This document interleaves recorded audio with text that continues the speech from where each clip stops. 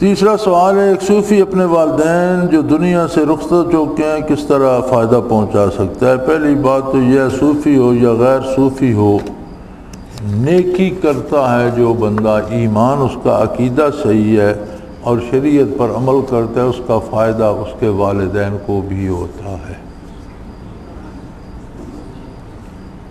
جس طرح کوئی عمل جاری چھوڑ جاتا ہے، کنواں بنوایا، مسجد بنوائی، سڑک بنوائی، اسپتال بنوایا، اس کا جب تک چلتا رہتا ہے اسے ثواب پہنچتا رہتا ہے، انہی اعمال جاریہ میں سے اولاد بھی ہے۔ اور جو برائی کرتی ہے اولاد، اس کی بھی والدین سے بعض پرس ہوتی رہتی ہے کہ تم نے اسے بتایا تھا کہ یہ کام کرنے کا نہیں۔ اگر انہوں نے تربیت ٹھیک کی تھی، یہ بگڑ گیا تو پھر سزا اس کے لیے، اور اگر انہوں نے بھی لاپرواہی کی، اسے دین بتایا ہی نہیں، تو پھر اس سزا میں بھی وہ شریک ہوتے۔ دوسرا طریقہ ہے ایصال ثواب کا۔ آپ کوئی نفلی نیکی کریں، جو فرض ہے وہ تو آپ پر فرض ہے، نفلی حج کریں، نفل نماز پڑھیں، نفل صدقہ دیں، نفلی قربانی کریں، کوئی نفلی نیکی، اس کا ثواب آپ والدین کو بخشیں، دوستوں کو بخشیں، مرے ہوئے لوگوں کو دیں یا کسی زندہ کو دے دیں، وہ آپ کا بیلنس شیٹ ہے، آپ جسے چیک دیں گے اس کے کھاتے میں چلا جائے گا۔ ایصال ثواب زندوں کو بھی کیا جا سکتا ہے اور مرنے والوں کو بھی، اس لیے کہ وہ آپ نے اللہ کریم سے درخواست کرنی ہے کہ میری اس نیکی کا اجر فلاں بندے کے حساب میں لکھ دے۔ نبی کریم صلی اللہ علیہ وآلہ وسلم استراحت فرما تھے، آسمان روشن تھا، ستاروں سے بھرا ہوا تھا۔ حضرت عائشہ صدیقہ رضی اللہ عنہ نے عرض کی، یا رسول اللہ، کسی کی نیکیاں ایسی بھی ہوں گی جس طرح یہ آسمان بھر رہا ہے ستاروں سے، کوئی گن نہیں سکتا۔ آپ نے فرمایا بے شک عمر بن خطاب کے اعمال نامے کا حال یہی ہے، اسی طرح کی نیکیاں ہیں ان کی۔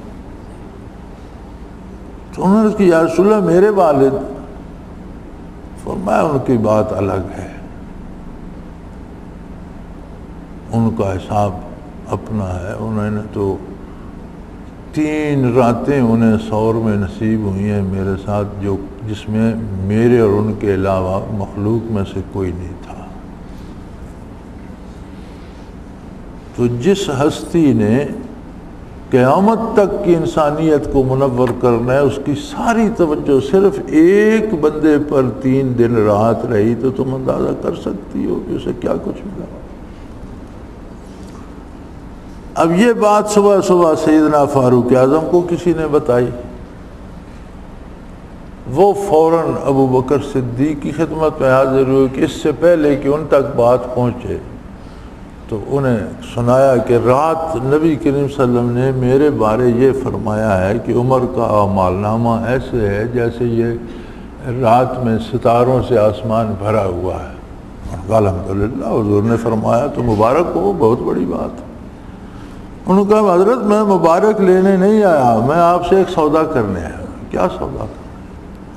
یہ ساری نیکیاں آپ لے لیں اور غار ثور کی 1 رات کی کیفیات اور اجر مجھے دیں۔ انہوں نے فرمایا پاگل ہو گیا، میں نہیں دیا تھا، انکار کر دیا۔ کہا یہ کیسے ہو سکتا ہے، میں محبوب کے وصال کی گھڑیاں دے دوں، یہ کیسے ہو سکتا ہے، یہ دینے والی چیزیں نہیں ہیں۔ تو بھئی جو ثواب کماتے ہیں شاید وہ تو کم ہی دیتے ہیں، اور ہم چونکہ رٹا لگائے رکھتے ہیں اور کہتے ہیں اتنے 1000 اس کو بخش دو، اتنے اس کو، کہا جائے کہ یہ مر رہا ہے، اس کی دوائی کے لیے 10 روپے دو تو کوئی نہیں دیتا، تو 10,000 کلمہ شریف بخش دیتے ہیں۔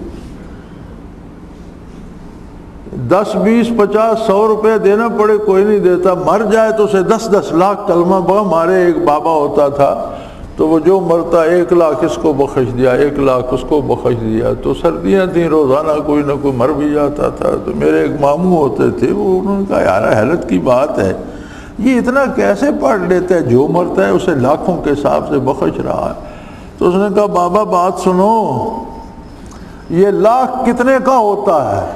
اس نے کہا مجھے پتا ہے 10,000 کا ہوتا ہے. اس نے کہا تبھی سخاوت سے لٹا رہے. اگر تمہارا 1,10,000 کا ہے تو تم بخش سکتے ہو. تو بھائی والدین کو اگر آپ ذکر کرتے ہیں، مراقبات کرتے ہیں، تجلیات ہوتی ہیں اور اعمال کرتے ہیں، ذکر سے صرف یہ اس بات پہ رہنا کہ میں ذکر کرتا ہوں تو یہ صحیح نہیں ہے. ذکر کا اثر کردار میں نظر آنا چاہیے. اللہ کریم نے ہمیں ذکر نصیب فرمایا ہے اور اپنی کیفیات دی ہیں، تو ان کا کردار میں نظر آنا اس بات کی دلیل ہے کہ ہمارا ذکر مقبول ہے. اور اگر کوئی ذکر کر لیتا ہے اور پوچھو نمازیں پوری ہیں تو کہتے ہیں نہیں کوئی تو چھوٹ ہی جاتی ہے. سر مارتے رہتے ہیں، پوچھو پہلا لطیفہ کہاں ہے تو پتہ نہیں، دوسرا کہاں ہے پتہ کوئی نہیں. احدیت کا مراقبہ کسے کہتے ہیں یہ تو نہیں مجھے پتہ، میری روحانی بیعت کرا دو. تو میرے بھائی اگر اس طرح کسی نے ذکر کا مذاق اڑانا ہے تو یہ الٹا جرم بن جاتا ہے اور یہ ساری چیزیں سلب ہو جاتی ہیں. ان کی بقا کا اور ان کو بدن میں راسخ کرنے کا ذریعہ ایک ہے کہ عملی زندگی میں حضور کی اطاعت کی جائے، اعمال کی اصلاح کی جائے، دین پر خود عمل پیرا ہو اور دوسروں تک دین پہنچانے کی محنت کرتا رہے. تو یہ جو آپ پوچھتے ہیں نا ساتھیوں سے میرے مراقبات کہاں تک ہیں، یہ پوچھنے کی ضرورت کسی سے نہیں. یہ اپنے آپ سے پوچھو. جتنے آپ کے اعمال میں خلوص اللہ پیدا ہوتا جاتا ہے اتنے آپ کے مراقبات ترقی کرتے جاتے ہیں. اور اگر اعمال ہی سرے سے نہیں ہے تو ان میں خلوص کہاں سے آئے گا؟ کیونکہ ہر چیز کا ایک نتیجہ ہوتا ہے. تو ذکر مراقبات کا نتیجہ کردار، عقیدے اور اعمال کی اصلاح ہے. اگر کوئی عقیدہ بھی صحیح کرتا ہے، اس کے اعمال بھی درست ہیں، تو والدین اگر دنیا سے ایمان لے کے گئے ہیں تو جتنے بھی گناہ گار ہوں اس کا اجر انہیں بھی ملتا رہے گا، کیونکہ یہ اولاد بھی ان کے اعمال جاریہ میں سے ہے.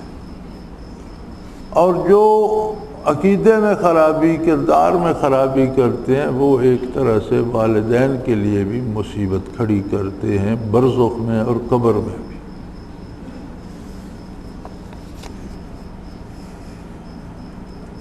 ہاں رواجات جو ہیں ان کی کوئی حیثیت نہیں کہ جتنے بندوں کو کھانا کھلایا وہ اپنی شہرت کے لیے ہے، میں نے اتنے ختم کرا ہے، وہ لوگوں کو دکھانے کے لیے ہے کہ بابا مر گیا تو میں نے اتنے ختم کرا ہے، بابا زندہ تھا تو میں اسے پانی بھی نہیں پلاتا تھا. تو اللہ معاف کرے، رواجات کا دین سے تعلق نہیں ہوتا. دین اتباع رسالت پناہی کا نام ہے. وآخر دعوانا ان الحمدللہ رب العالمین. الحمدللہ رب العالمین والصلاة والسلام ان الذين يبايعونك الحمدللہ ربنا لا تقتلنا بغضبك ولا تهلكنا بعذابك واعف عنا قبل الساعة. اللهم ربنا لا تسلط علينا من لا يرحمنا انت ولينا في سفرنا واجرنا في مالنا برحمتك يا